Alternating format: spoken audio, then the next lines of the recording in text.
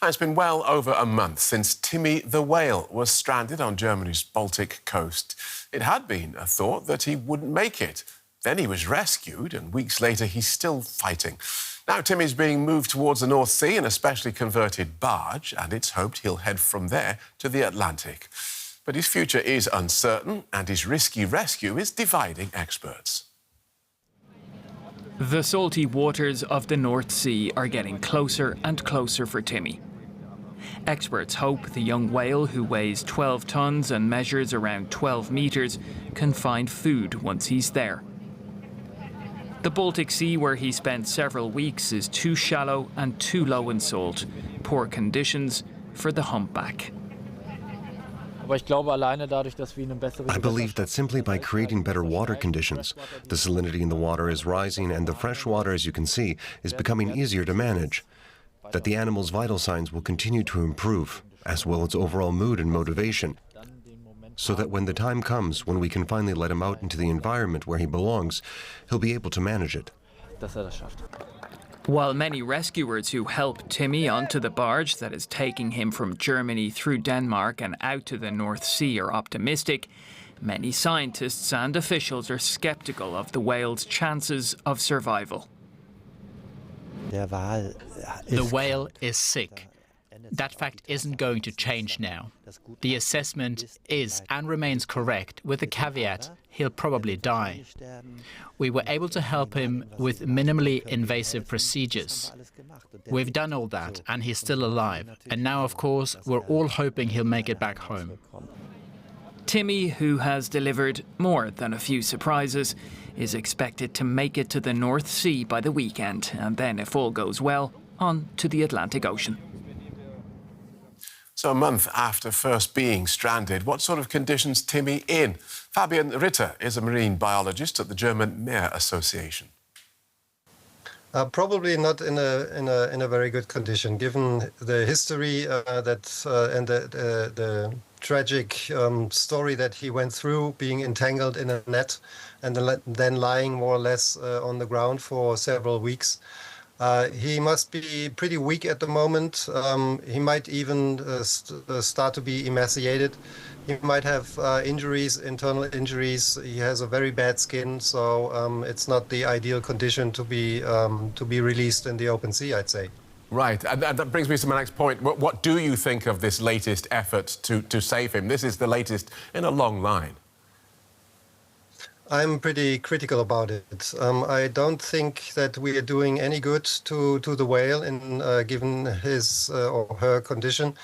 And I, from the very beginning, said that it's not advisable to relocate a whale in this condition over such a great distance and then try to release it. What do you think are the dangers? The dangers are that the whale might hurt itself. The dangers have been that the whale might have hurt some of the people that were kind of pulling it into the position from where it swam into the barge. And look, a whale that is immobile for several weeks, lying on the ground, he will suffer from muscle stiffness, myopathy it's called, and he will not be in the immediate position to swim just actively out of the barge and be free and happy, but he needs to be checked very thoroughly before they release the whale. And if you have smaller whales that were lying on the ground, being beached alive, and you refloat them and put them back into deeper waters, you need to support them for some time to make sure that they can move naturally and actually swim. If you don't do that, they sink to the ground and suffocate. So that's a real danger, and you need to consider this. It's extremely hard to deal with a 14-ton and 12-meter whale, of course, and that is the biggest danger at this point in time. Are you surprised that he's lasted this long? Everybody is surprised that he lasted this long. Usually, a whale that repeatedly strands itself doesn't survive for more than a couple of days. So this whale opens a window also for us scientists telling us that this case is absolutely unique and overly surprising. A whale that has stranded itself numerous times, why do they do that? Because obviously Timmy's not the first to do this. We often see this story. Why do whales beach themselves? If you ask experts with experience in whale rescue, then a repeated restranding is a very strong hint that the whale has a very deep health problem. And that's also the reason why the forecast for this whale was very grim from the very beginning. And nobody really expected that it would survive more than a couple of days. But this whale tells a new story. He obviously is a fighter. Right. Just to explain that to us, it has a health problem, and therefore what? How does having a health problem mean that he keeps coming back onto land? Is this a balance or a directional issue? Just explain that for us. Well, it's pretty intriguing that this whale chose a position 5 times, which was very similar, in a way that he was on the ground with his body, but still floating in the water. It was very easy to lift its head and its blowhole above the water without needing to dive and to swim. And if I was a whale, being in this situation, trying to make things as easy as possible for myself, I probably would do that, and I probably would do that again and again, just to make sure that I can survive in the condition which I'm in.